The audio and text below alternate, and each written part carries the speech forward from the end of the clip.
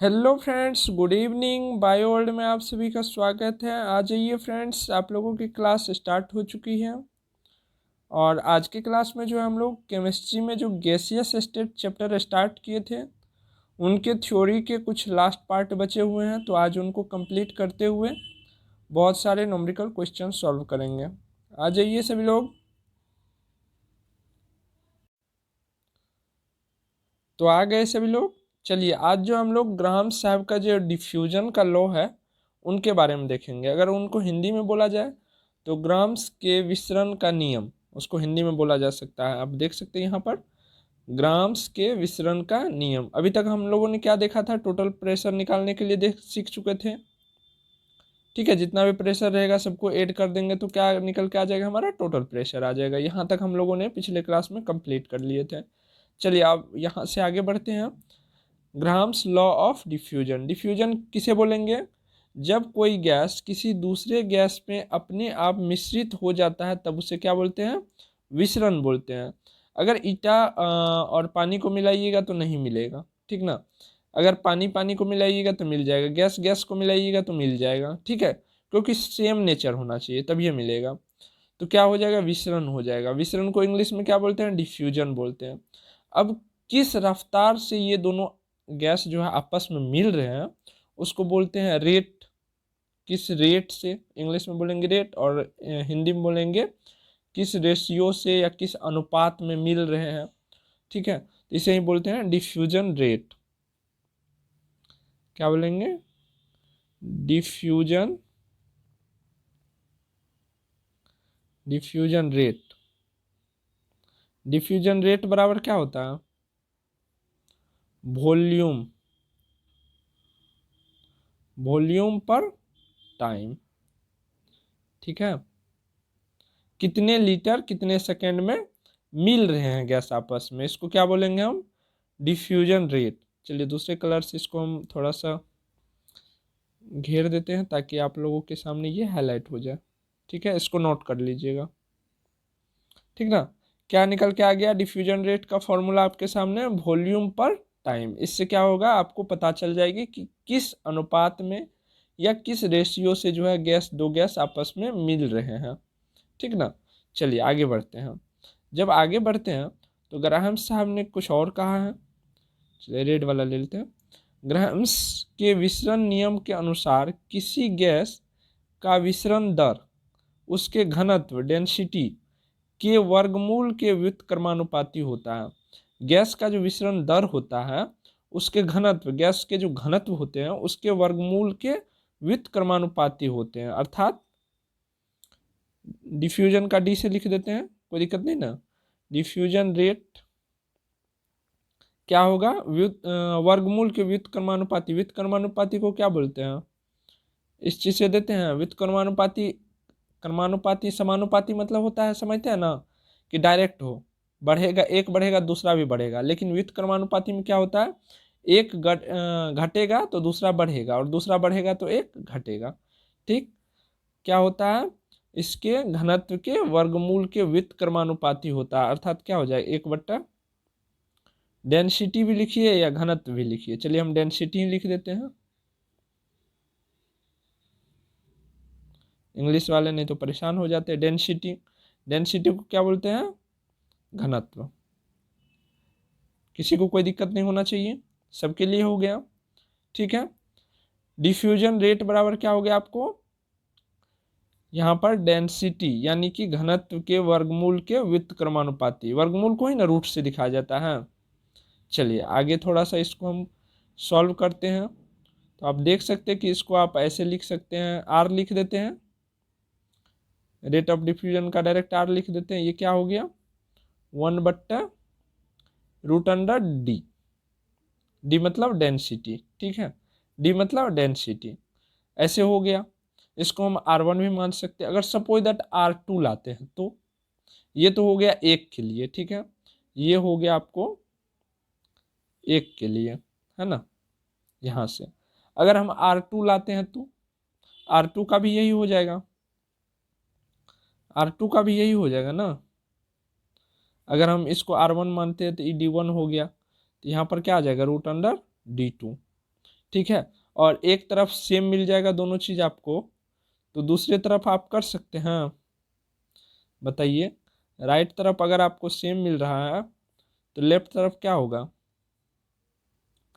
R1/R2 बराबर में क्या आ जाएगा बताइए।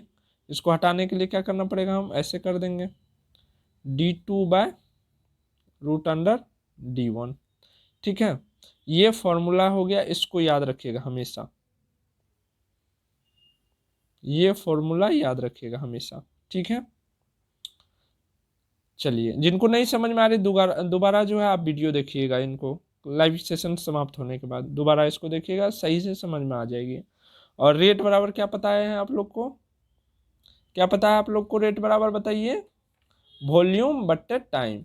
ठीक है, और ये डी क्या है, यहाँ पर जो डी देख रहे हैं ये, चलिए ये डी क्या है, डेंसिटी है। ठीक है, और आयतन, आयतन किसको बोला जाता है, वॉल्यूम को। ठीक है, और मोलिकुलर मास जानते हैं आप लोग, मोलिकुलर मास। अगर आपको मोलिकुलर मास समझाने के लिए एक एग्जांपल ले लिया जाए, H2O। ठीक है, H2O, तो इसका मोलिकुलर मास कितना हो जाएगा बता सकते हैं आप लोग। ऑक्सीजन का मास कितना होता है, 8 इसका परमाणु क्रमांक होता है, और मास इसका कितना होता है, 8 दूनी 16 होता है। ठीक है, और हाइड्रोजन का दो दो एक होता है, एक हाइड्रोजन के लिए, दो हाइड्रोजन के लिए दो, और इधर से कितना हो जाएगा 16, तो कितना आ जाएगा 16 दो 18। ये हो गया इसका मोलिकुलर मास। तो मोलिकुलर मास अगर किसी भी तत्व का या किसी भी कंपाउंड का अगर आपको डेंसिटी दिया हुआ है, यानी कि घनत्व दिया हुआ है, तो अगर डेंसिटी को 2 से गुना कर दीजिएगा तो क्या निकल के आ जाएगा आपके सामने, मोलिकुलर मास निकल के आ जाएगा। यही मैं समझाने का कोशिश कर रहा था आप लोगों को, कि अगर डेंसिटी, यहाँ पर डेंसिटी देख रहे हैं, डेंसिटी अगर दिया हुआ है उसमें अगर 2 से गुना कर दीजिएगा तो क्या निकल के आ जाएगा आपको, मोलिकुलर मास निकल के आ जाएगा। ठीक है,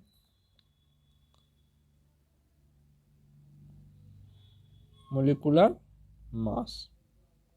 वेपर डेंसिटी को अगर 2 से गुना कर दीजिएगा तो क्या निकल के आ जाएगा आपको, मोलिकुलर मास निकल के आ जाएगा। यहाँ तक समझ में आई। अगर हम यहाँ से मोलिकुलर मास निकाल लिए हैं तो इसके अकॉर्डिंग पर हम इसको ऊपर वाले को इसको बना सकते हैं, R1/R2 बराबर D2/D1 जो है। चलिए हम इसको करते हैं, रेड ले लेते हैं। ठीक है, R1/R2। ठीक, और रूट अंडर क्या था, चलिए इसको हम कर ही देते हैं, D2 गुना में 2। ठीक, क्योंकि वो वेपर डेंसिटी है, और नीचा में भी हो जाएगा D1 गुना में 2। तो अब तो ये इसको लिख सकते हैं हम डायरेक्ट, R1/R2 बराबर में root under M molecular mass, M2/M1। ये फॉर्मूला याद रखिएगा। इतना अगर नहीं समझ में आया होगा तो भी कोई बात नहीं है, तो भी चलेगा, लेकिन ये फॉर्मूला नहीं भूलिएगा, क्योंकि ये फॉर्मूला से बहुत ज़्यादा सवाल आपके सॉल्व होने वाले हैं। ठीक है, इसको आप कभी नहीं भूलेंगे। ट्रिपल स्टार दे करके इस फॉर्मूला को आप लोग याद करके रख लेंगे। और इससे पहले जो बताए थे जितना भी फॉर्मूला, अब सबका यूज होगा किसमें, न्यूमेरिकल बनाने में, क्वेश्चन बनाने में सारे फॉर्मूले के यूज होंगे। चलिए अब क्वेश्चन की तरफ बढ़े। चलिए क्वेश्चन तरफ बढ़ने से पहले सब लोग एक बार लाइक वाला बटन दबा दीजिए। चलिए, हाँ काउंसलिंग की बहुत लोग चर्चा करें, काउंसलिंग काउंसलिंग, तो ऐसे कोई बात नहीं है। ठीक है, सबका होगा, सीट अलॉटमेंट का जो भी नोटिस आएगा सबका आएगा, एक दिन में कुछ नहीं हो जाता। ठीक है, शाम में 7 बजे के बाद टाइम दिया है कि 7 बजे के बाद आने की उम्मीद है। अब कब तक लिंक सही से काम करता है, 7 बजे आ भी जाए तो ये कोई गारंटी नहीं है। ठीक है, तो ये कोई गारंटी नहीं है बोर्ड की तरफ से कब क्या कर दे, तो एक दिन वेट ही कर लीजिए, क्या दिक्कत है, क्या हड़बड़ी है, एक दिन में थोड़ा टाइम समाप्त हो जाएगी, तो टेंशन नहीं लीजिए। चलिए आगे बढ़ते हैं, अब सवाल सॉल्व करते हैं। चलिए सवाल देख लेते हैं। पहला सवाल है आपका, ए तथा बी गैस का अनुभार क्रमशः 232 है। M1 कितना हो गया, पहले लिखते चलो बाबू, 2 हो गया। M2 कितना हो गया, 32 हो गया। ठीक है, गैस ए का 100 सीसी आयतन विसरित होता है। गैस ए का जो है वॉल्यूम, वॉल्यूम याद रखिएगा, वॉल्यूम कितना हो रहा है, 100 सीसी। ठीक है, विसरित होने में जितना समय लगता है उतना ही समय में गैस बी का कितना आयतन विसरित होगा। यानी कि T1 जो है बराबर है किसके, T2 के, क्योंकि बोला गया उतने ही समय में। ठीक है, जितना समय लेता है A1 उतना ही समय में B कितना आयतन विसरित होगा। अर्थात क्या हुआ, T1 बराबर है किसके, T2 के। ठीक, चलिए अब यहां से निकालते हैं, लेकिन एक का वॉल्यूम दिया हुआ है। चलिए हम दोनों तरफ अलग अलग लिखते, क्या बताइए। चलिए रुकिए, थोड़ा सा इसको हम कर देते हैं, नहीं तो फिर कंफ्यूज कर जाइएगा आप लोग। ठीक, दोनों को अलग अलग लिख लेते हैं। M1 कितना था, 2, M2 32। ठीक, T1 T2 बराबर भी T, क्योंकि टाइम जो है दोनों के लिए सेम है।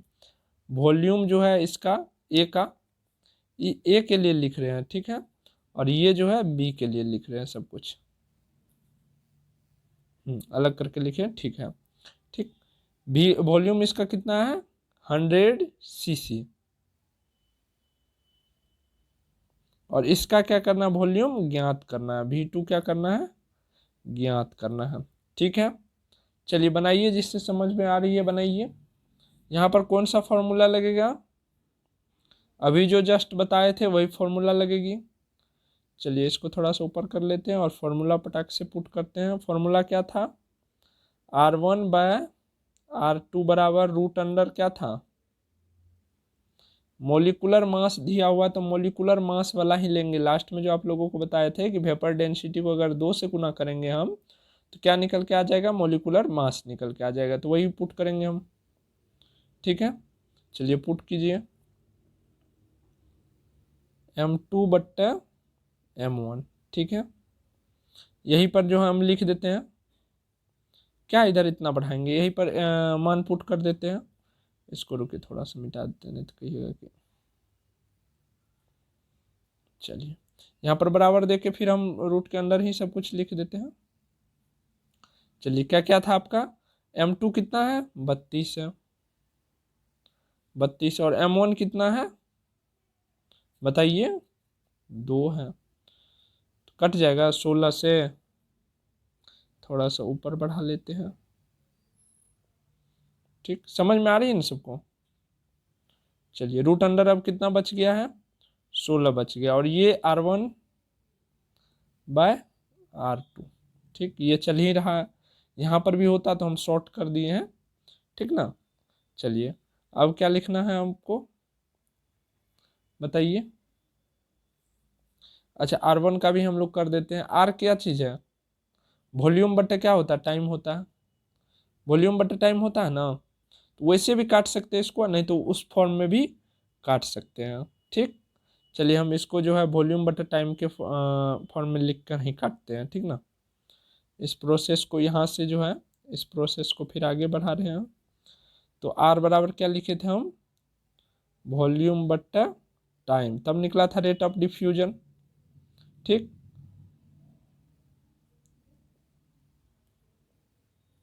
बराबर में क्या निकल के आया आपका, रूट अंडर 16, है ना। चलिए रूट अंडर 16, अब काट कुट कीजिए, कीजिए कीजिए, टी टी कट जाएगा। ठीक है, भी नहीं कटेगा, क्योंकि भी तो सेम है नहीं जो सेम काट दीजिएगा, नहीं ना काट सकते हैं। तो चलिए थोड़ा सा और इसको ऊपर बढ़ाते हैं, अब इसको हम यहाँ ले आते हैं। ठीक, क्या बच गया आपका, V1/V2 बराबर, बराबर में क्या है यहाँ पर, root under 16, root under 16 root तोड़ने के लिए हम 4 गुना 4 लिख सकते हैं। तो ये हो जाएगा, एक 4 निकल जाएगा, 2 गो है तो एगो 4 निकल जाएगा, बच गए यहाँ पर 4। और V1 कितना दिया हुआ है आपको बताइए, 100 दिया हुआ है, तो यहाँ पर 100 cc पुट करेंगे और V2 लिखेंगे और बराबर क्या हो जाएगा 4 हो जाएगा। अगर यहाँ से कोना कोनी गुना कीजिएगा तो क्या हो जाएगा 4V2, ऊपरे बढ़ा लेते, नहीं तो फिर आप लोग कहिएगा क्या हो गया।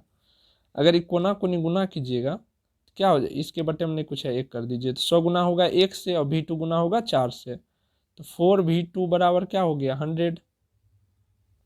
अगर इस 4 को यहाँ लाइएगा तो क्या करेगा, ये 4 बार में काटेगा, 25 चौके 100, ठीक है। तो कितना निकल के आ गया V2 बराबर कितना आ गया, V2 बराबर कितना निकल के आ गया 25, और सीसी के फॉर्म में था फर्स्ट का, तो ये भी हो गया सीसी। चलिए ऊपर से फिर से आप लोग देख लीजिए,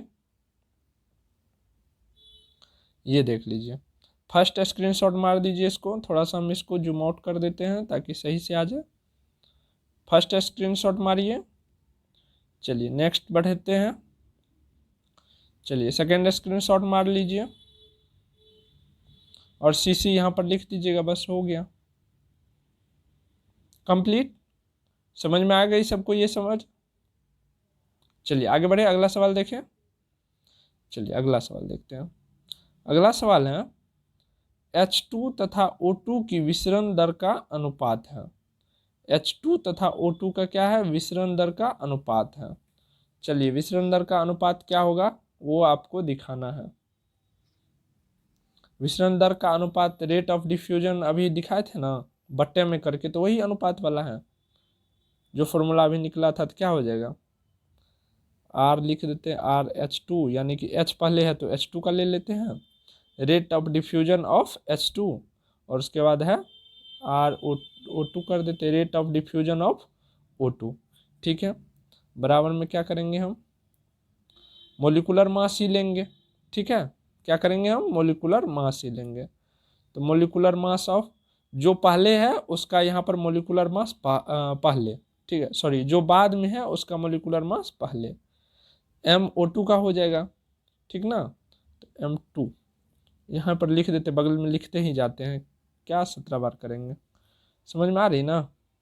M1 का ले रहे हैं, M1 में क्या है H2 है, तो H2 ले लेते हैं यहाँ पर, ठीक। आपको समझा भी रहे, आगे चल करके हम इतना नहीं करेंगे, डायरेक्ट सवाल सॉल्व करते जाएंगे। आपको एग्जाम में इतना नहीं करना है, सीधा से यहाँ पर बैठाना है और यहाँ पर मान पुट कर देना है, कटकुट कर देना है, ठीक। चलिए आगे बढ़ते हैं। यहाँ पर आप लोगों को पता है कि H का कितना होता है मोलिकुलर मास 2 होता है, और O का कितना होता है, एक O का 16, ठीक है। तो 2 गो ऑक्सीजन है, तो 16 दूनी 32, 32/2, 16 दूनी 32, रूट अंडर 16, रूट अंडर 16 आ गया तो कितना हो गया, रूट अंडर 16 अर्थात क्या हो गया 4 गुना 4 बराबर, बराबर में एगो 4 निकल के आ जाएगा। चलिए थोड़ा सा ऊपर बढ़ाते हैं, तो यहाँ पर क्या हो गया H2/O2, ठीक। और इस कोई नहीं है, इसके पीछे हम कर दीजिए 1। अब अनुपात निकालिए, कैसे अनुपात निकलेगा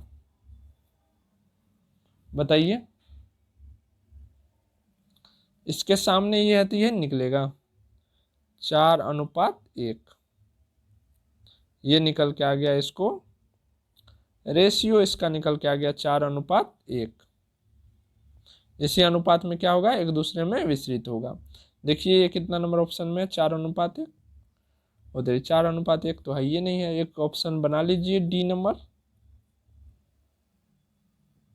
4:1, ठीक है, हो गया राइट आंसर।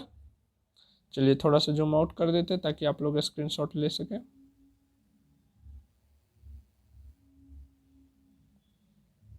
चलिए लग रहा है एक शॉट में नहीं आएगा, चलिए अब आ जाना चाहिए, लीजिए स्क्रीनशॉट सभी लोग।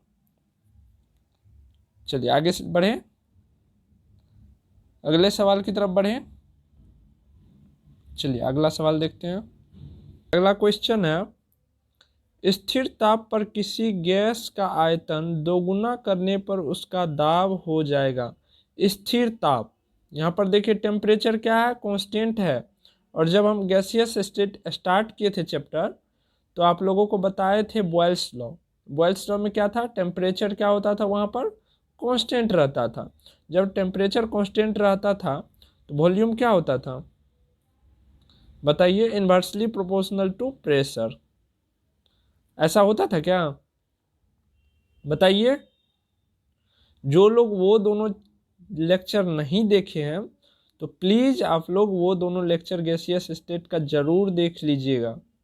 जब तक आप लोग थ्योरी कंप्लीट नहीं कीजिएगा तब तक आप लोगों से क्वेश्चन नहीं बन पाएगी, ठीक है। और जहाँ तक आप लोगों को नोट करने बोलते हैं कि नोट्स बनाइए, नोट्स बनाइए, तो 25 तारीख, ठीक है, 25 फरवरी को आप सभी का नोट्स जो है फिजिक्स, केमिस्ट्री, बायोलॉजी, इन तीनों का नोट्स मैं चेक करूँगा। आप लोगों को पेड वाले स्टूडेंट जितने भी हैं, अगर उनका कॉपी तैयार नहीं रहा तो आप पेड ग्रुप से निकाल दिए जाओगे, सीधी सी बात है, ठीक है। अगर आपसे पैसा लेता हूँ आपकी तैयारी करवाने के लिए, तो फिर मैं आपकी तैयारी करवाने के लिए कोई भी बड़ा कदम उठा सकता हूँ। अगर 25 तारीख तक मुझे कॉपी का, आप अपने कॉपी बनाइए नोट्स, उसका फ़ोटो खींच के पीडीएफ बना के हो या फ़ोटो खींच के हो, जैसे हो, आपको 25 तारीख को ग्रुप में देना है या हमको पर्सनली सेंड करना है। कोई मर्जी नहीं चलेगी इसमें, ठीक है। तो जो लोग नहीं बनाए हैं अभी, तो टाइम दे दिए हैं, अभी लंबा टाइम दे दिए हैं, 6-7 दिन का टाइम दे दिए हैं, आप लोग टाइम पे बना लीजिएगा। नहीं तो पेड वाले स्टूडेंट आप लोगों के, देखिए आप लोग पैसा दिए हैं तो आप लोगों के पैसा के प्रति मुझे भी जिम्मेवारी होना चाहिए ना, कि आप लोगों की, आप लोग मेरे हिसाब से पढ़ाई कर रहे हो कि नहीं कर रहे हो, आप लोग घर पे कुछ कर रहे हो कि नहीं कर रहे हो, बस वीडियो देख लिया काम खत्म। हमने कई बार बताया कि वीडियो से सिर्फ 25% हेल्प मिलेगी। कोई भी टीचर आपको सिर्फ 25% देंगे, बाकी 75% आपको खुद करना पड़ेगा। अगर कोई टीचर बोलता है कि मेरे से आपको हो जाएगा, आपका रिजल्ट 100% हो जाएगा, तो वो गलत बोल रहा है। अगर मैं बोल रहा हूँ या कोई और बोल रहा है तो, क्योंकि जब तक स्टूडेंट खुद सेल्फ स्टडी नहीं करेंगे, मेहनत नहीं करेंगे, कुछ भी नहीं हो सकता है, इम्पॉसिबल, ठीक है। और वैसे भी ऑनलाइन पे तो ध्यान आपका रहता नहीं, बस वहाँ पर लाइव चैटिंग जो होता है वहाँ पर ध्यान रहता है ना। छोड़िए क्या बताएं, लेकिन वो जो हम चेक करेंगे वो चेक करेंगे ही करेंगे। और बाकी बाहरी विद्यार्थी को, अगर बाबू आप लोग अपना रिजल्ट चाहते हो तो जैसे बोल रहे हैं वैसे कीजिए। अगर मेरे साथ आप लोग मेरे चैनल पर या बायोवर्ल्ड चैनल पर आप स्टडी करते हैं और उम्मीद रखते हैं कि मेरा रिजल्ट हो, तो आपको ऐसा करना होगा। और आप लोगों को भी जो है अपना पीडीएफ, अपना जो नोट्स बना रहे हो उनका पीडीएफ आप लोग को अपलोड करना पड़ेगा। और मैं देखूँगा कि आप लोग सही से पढ़ रहे हो कि नहीं। और बायोलॉजी में जितना फिगर बताएं, फिगर भी ड्रॉ करके आप नोट्स में रखिएगा, ठीक है। अगर नहीं बने तो कट पेंसिल से बच्चे जैसे 10 बार प्रैक्टिस कीजिएगा, उसके बाद नोट्स कॉपी पे बनाइएगा। ये नहीं कि सर मेरे से डायग्राम बन ही नहीं रहा, अभी गर्लफ्रेंड बॉयफ्रेंड बनाने बोल दे तो तुरंत हो जाएगा, लेकिन पढ़ने के मामला में नहीं होगा, तो वो सब कुछ भी नहीं चलेगा, ठीक। चलिए, ये क्वेश्चन क्या था, स्थिर ताप पर किसी गैस का आयतन दोगुना करने पर इसका दाब हो जाएगा। ये हो गया स्थिर ताप, यानी कि बॉयल्स लॉ के अकॉर्डिंग क्या था, वॉल्यूम, अगर टेम्परेचर कांस्टेंट होगा तो वॉल्यूम जो होगा वो क्या होगा, इन्वर्सली प्रोपोर्शनल होगा किसका, प्रेशर का, ठीक है। ये तो आप लोग जानते होंगे। तो क्या हो रहा है यहाँ पर, V1 जो है, V1 बराबर है V मान लीजिए, और V2 जो है उसमें क्या कर दिया गया है, वॉल्यूम को क्या कर दिया गया है, यानी वॉल्यूम को क्या बोलते हैं हिंदी में, आयतन बोलते हैं। आयतन को दोगुना कर दिया गया, अर्थात V2 क्या हो गया, 2V, ठीक है। तो यहाँ पर V बराबर कांस्टेंट बट इनटू में 1/, प्रेशर हम लिख सकते हैं, ठीक है। वहाँ पर हम बताए थे, और आगे ये भी बताए थे कि अगर एक V के लिए हम लिख सकते हैं ये, तो दोबारा दूसरा V के लिए जो है हम अगर दोनों का रेशियो निकाले तो ये हम लिख सकते हैं P2/P1, ठीक है। ऐसा हम बताए हुए थे। अभी जैसे रेशियो वाले में हम देखें तो ऐसा कर सकते हैं। चलिए इसी प्रोसेस पर हम आगे बढ़ेंगे। तो यहाँ पर क्या हो जाएगा, V1 का मान अभी आप लोगों ने देखा कि V रखे थे और V2 का मान क्या 2V रखे थे। चलिए मान पुट करते जाते हैं, V और 2V बराबर में P2/P1। ठीक है, ये V और ये भी कट जाएगा। ठीक है, और ये P2 जो है 2 से गुना होके क्या हो जाएगा 2P2 बराबर P। ठीक है, P1 लिखिए या P लिखिए, कोई दिक्कत नहीं है। थोड़ा सा और आगे बढ़ा लेते हैं, अर्थात P2 बराबर क्या हो जाएगा P/2। अर्थात क्या हो गया, स्थिर ताप पर किसी गैस का आयतन दोगुना करने पर उसका जो दाब होता है वो क्या हो जाता है, आधा हो जाता है। ठीक है, अगर प्रेशर पे जो होता है किसी गैस का आयतन को अगर हम दोगुना करते हैं तो उसका दाब क्या हो जाएगा, आधा हो जाएगा। यहाँ पर आपने देखा। ठीक है, दाब, चलिए हम नीचे हम लिख देते हैं, दाब आधा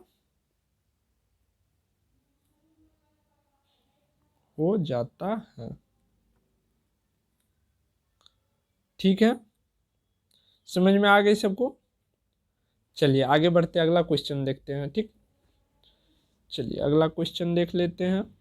अगला क्वेश्चन है, हाइड्रोजन के विसरण की दर एक दूसरी गैस X के विसरण के दर के 5 गुना है। गैस X का अनुभार है। हाइड्रोजन का जो विसरण दर है दूसरे गैस X के विसरण दर से 5 गुना है। तो यहाँ पर X जो है उसका अनुभार आप लोगों को ज्ञात करना है। बनाइए, जिसको बन सकती है बनाइए आराम से, जिनसे बन सकती है बनाइए, दिमाग लगाइए। जब तक दिमाग नहीं लगाइएगा तब तक कैसे होगा, ट्राई कीजिए, खुद से भी ट्राई कीजिए। वही वाला फॉर्मूला लगाएंगे, कौन सा, आर एच पहले है तो एच दे देंगे और उसके बाद आर एक्स दे देंगे, एक्स है तो। ठीक है, और फिर क्या हो जाएगा, root under molecular mass of X, क्योंकि R2 वाला जो होता है वो ऊपर आता है ना रेशियो में, तो क्या हो जाएगा मॉलिक्यूलर मास ऑफ एक्स और नीचे में क्या हो जाएगा molecular mass of H2। Simple normal सा है, सबसे बन सकता है, कोई दिक्कत नहीं है। चलिए यहाँ पर RH क्या है, थोड़ा सा हम इसको नीचा कर लेते हैं। RH क्या था, 5 गुना था अधिक। तो यहाँ पर हम थोड़ा सा शॉर्ट में आपको लिख देते हैं कि RX जो होगा यानी कि X बराबर क्या हो जाएगा 5H। ठीक ना, क्या हो जाएगा 5H। तो यहाँ पर हम RH बराबर लिख सकते हैं 5, RH की जगह पर क्या लिख सकते हैं, H का 5 गुना और ये इसी के 5 गुना है ना, तो हम लिख देते हैं RX ताकि हमारा कट जाए, क्या हो जाए कट जाए, RX बराबर में M2 अर्थात MX। और हाइड्रोजन का कितना दिया हुआ है, मॉलिक्यूलर मास आप लोगों को पता होनी चाहिए, हाइड्रोजन का कितना होता है 2 होता है, तो क्या हो जाएगा 2। यहाँ पर RX चल गया और ये 2 जो है ये क्या चला जाएगा बताइए, इधर चला जाएगा, लेकिन इधर ऐसे कैसे चल जाएगा, यहाँ पर रूट लगा हुआ तो पहले रूट को हटाना पड़ेगा। रूट को हटाने के लिए इधर तो सिर्फ 5 बचा हुआ है ना, तो 5 पे इधर से रूट हटाएंगे तो क्या होगा, इधर स्क्वायर हो जाएगा, तो 5 का स्क्वायर 5 25, 25। अब तो हट गया ना इधर MX/2। अब ये 2 को हम यहाँ ले आएंगे तो इधर बट्टे में, तो इधर किधर चला जाएगा, गुना में चला जाएगा। ठीक, तो क्या हो जाएगा, ये अगर इधर चल गया तो 25 दूनी 50। ठीक है, 25 दूनी 50 और MX, और 50 किसका होता है बताइए। तो यहाँ पर MX का जो होगा वो क्या हो जाएगा 50, क्योंकि हमसे क्या पूछा गया था क्वेश्चन में, यहाँ पर X का अनुभार, तो अनुभार जिसका 50 होगा वही हो जाएगा। अगर नहीं है तो सिर्फ अनुभार पूछा गया, ना कि हमको एटम का नाम नहीं पूछा गया। यहाँ पर 50 आपके ऑप्शन में है तो ऑप्शन में टिक कर लेंगे। ठीक है, यही कीजिएगा आप एग्जाम में, हर एक क्वेश्चन को सॉल्व कीजिएगा। तो अभी ढेर सारा प्रैक्टिस किया रहेगा ना, तो वहाँ पर टाइम नहीं लगेगी। वहाँ पर जैसे क्वेश्चन देखिएगा, ओ ऐसे, इसको ऐसे करना है, ऐसे करना है, बस फटाफट करते गए, फटाफट करते गए, तुरंत आंसर मिला, बस टिक मार दिया।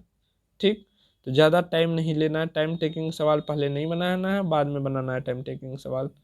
चलिए आगे बढ़े, अगला सवाल देखें। अच्छा, इसका स्क्रीनशॉट लेना है, चलिए ले लीजिए।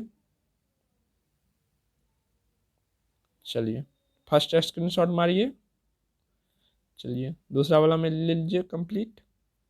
ठीक है, चलिए अगला सवाल देखते हैं। अगला सवाल है, निम्न में से सही गैस समीकरण चुनिए।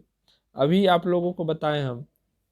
ठीक है, तो यहाँ पर आपको गैस समीकरण चुनना है। यहाँ पर अभी हमने बताया था आप लोगों को, तो इसका आंसर आप लोग बताइएगा। ठीक है, HW में, और HW आप लोग नहीं कर रहे हैं, बहुत ही गलत बात है। देखिए ऑनलाइन में तो हम सिर्फ जो है आप लोगों को बातों से ही कह सकते हैं कि आप प्लीज़ फॉलो कीजिए, जो भी बता रहे हैं, जो भी इंस्ट्रक्शन दे रहे हैं उसको फॉलो कीजिए, वही आपके रिजल्ट में मददगार होगा। ठीक है, अगर आप लोगों को आंसर नहीं आ रही तो आप कमेंट में बता पूछ भी तो सकते हो, सर बताओ मेरे को नहीं आती है।